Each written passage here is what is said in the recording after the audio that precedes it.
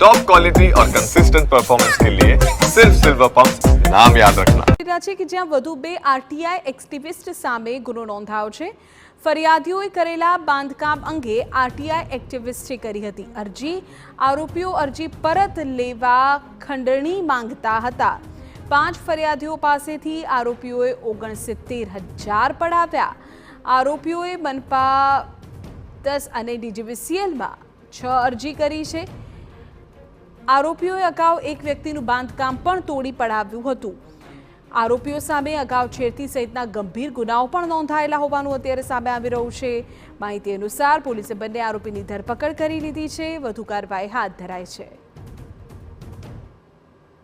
અર્જુન ફતેહસિંહ સોલંકી અને ભોલાપ્રસાદ સુરેશકુમાર પાંડે આ બંને ભેગા થઈ અને એમના વિરુદ્ધ ખૂબ બધી અરજીઓ કરેલી હતી।